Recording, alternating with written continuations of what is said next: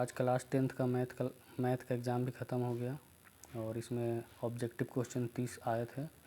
आप लोगों ने 30 में से कितना सही किया, एक बार सॉल्यूशन देखिए और उसके बाद कमेंट करके ज़रूर बताइएगा।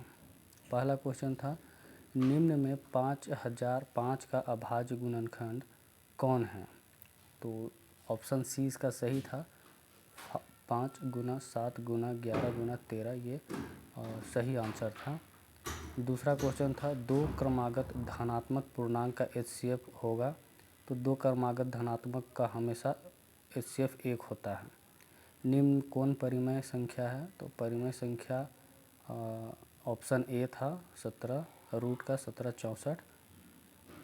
चौथा क्वेश्चन है, किसी बहुपद Px के लिए y Px का ग्राफ नीचे आकृति में दिया गया है। बहुपद Px के शून्यकों की संख्या ज्ञात करें। तो इसमें जितना बार काटता है x को उतना ही उसका आंसर होता है। तो इस ग्राफ में 4 बार काट रहा है तो इसका आंसर 4 है।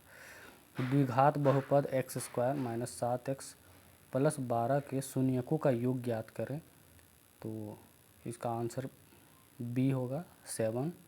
यदि रैखिक समीकरण युग्म 4x + 3y = 5 और 3x + ky बराबर 1 असंगत है तो k का मान क्या होगा? तो इसका ऑप्शन ए सही था, 3/2। समीकरण 2x + y = 6 और 5x - y = 1 का हल है। तो इसका हल ऑप्शन नंबर बी सही था, x = 1 और y = 4।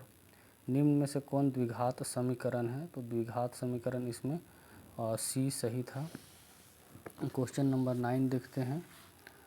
द्विघात समीकरण 2x² - 8x + 4 = 0 का विविक्तर होगा। तो इसके लिए तो इस फॉर्मूला में डालते b² - 4ac में, तो आपका आंसर ए आता 32। क्वेश्चन नंबर 10 है, AP 0.6 1.7 2.8 3.9 का सार्व अंतर ज्ञात करें। तो सार्व अंतर क्या होता है? A2 - A1। तो जब माइनस कर दोगे तो तुम्हारा 1.1 आंसर आएगा, जो ऑप्शन ए है। AP 3 7 12 यानी 3 7 और 12, 3 नहीं है यहाँ 2 है, 2 7 12 का 10वां पद ज्ञात करें। तो 10वां पद ज्ञात करने के फॉर्मूला लिखेंगे a + 9d और इसके हिसाब से आपका इसमें डालोगे तो आपका आंसर आ जाएगा 47। 12 नंबर क्वेश्चन को देखते हैं। बिंदुओं 2 3 तथा 5 7 के बीच की दूरी ज्ञात करें। तो दूरी का सूत्र होता है x2 - x1 का स्क्वायर + y2 - y1 का स्क्वायर। जब इसमें हम लोग पुट करते हैं तो 25 आएगा और इसका जब स्क्वायर निकालेंगे तो आंसर सी हो जाएगा, सी। बिंदु 2 5 तथा 4 7 को मिलाने वाले रेखाखंड के माध्य नियामक है। तो माध्य का फॉर्मूला होता है ये x1 + x2 / 2 और x1 और y1 + y2 / 2। तो जब इसको हम लोग पुट करेंगे तो आपका आंसर आ जाता है 3 और 6, है ना। समरूप त्रिभुज संगत भुजाएं कैसी होती है? तो समरूप त्रिभुज का जो संगत भुजाएं होती है समान अनुपात में होता है।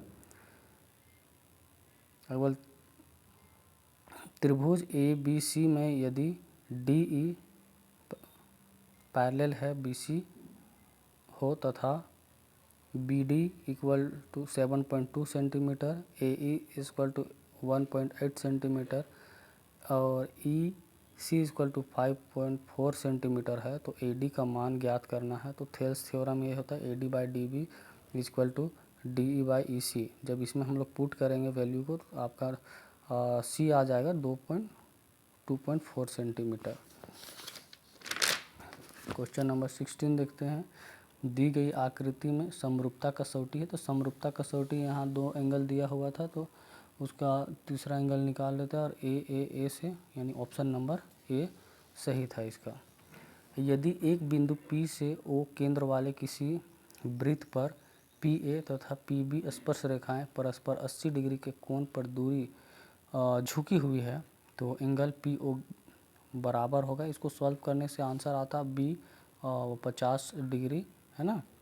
एक वृत्त की कितनी स्पर्श रेखाएं हो सकती है, तो वृत्त में अनंत स्पर्श रेखाएं हो सकती है। तो एक वृत्त की दो समांतर स्पर्श रेखाओं के बीच की दूरी 18 सेंटीमीटर है तो वृत्त की त्रिज्या होगी। तो अगर इन दोनों के बीच का अगर दूरी 18 सेंटीमीटर है तो त्रिज्या का ये व्यास हो जाएगा, इसको आधा करेंगे तो 9 आंसर आ जाएगा 9। अगला है तुम if tan A is equal to 0.715 then value of sine A is, तो tan का वैल्यू p/b होता है जो 75 को इस तरह से हम लोग लिख लेंगे और काटेंगे तो 3/4 आ जाएगा। फिर इसका p और b है तो हमको h निकालना होगा तो ये h75 आ जाएगा। तो साइन का वैल्यू ph, साइन का ph होता है तो p और h का जो वैल्यू है वो पुट करेंगे तो आ जाएगा 0.60। यदि sine theta is equal to √3 हो तो थीटा का मान क्या होगा। तो √3 साइन में कब होता है, तो √3 साइन में होता है जब 60 डिग्री का होता है। यहाँ टू था तो जब 2 साइन थीटा होता है √3/2 जब 60 डिग्री होता है तो आता है। 9 सेक स्क्वायर ए माइनस 10 स्क्वायर ए बराबर क्या होगा, तो दोनों में हम लोग कॉमन 9 ले लेंगे तो सेक स्क्वायर ए माइनस 10 स्क्वायर ए तो 9 और इसका वैल्यू 1 हो जाता है तो 9 × 1 9 आ जाएगा इसका आंसर। यदि साइन ए इक्वल टू 1/2 तथा कोस बी 1/2 हो तो a प्लस बी का मान ज्ञात करें। तो साइन 1/2 30 डिग्री का होता है, कोस 1/2 60 का, और दोनों को जब ऐड करेंगे तो 90 डिग्री हो जाएगा जो ऑप्शन डी में था। भूमि पर एक बिंदु से जो मीनार के पाद बिंदु से 30 मीटर की दूरी है, मीनार के शिखर का उन्नयन कोण 45 है तो मीनार की ऊंचाई ज्ञात करें। जब इसको हम लोग सॉल्व करेंगे तो ऑप्शन ए आएगा 30 मीटर। 7 सेंटीमीटर त्रिज्या वाले एक वृत्त के चाप की लंबाई क्या होगी जो केंद्र पर 60 डिग्री का कोण बनाती है। इसके लिए फॉर्मूला पुट करेंगे और θ/360 तो 2πr, तब बी ऑप्शन आ जाएगा 22/3 सेंटीमीटर।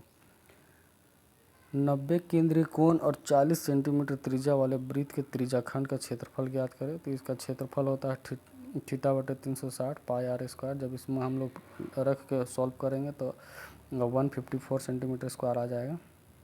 यदि एक शंकु की ऊंचाई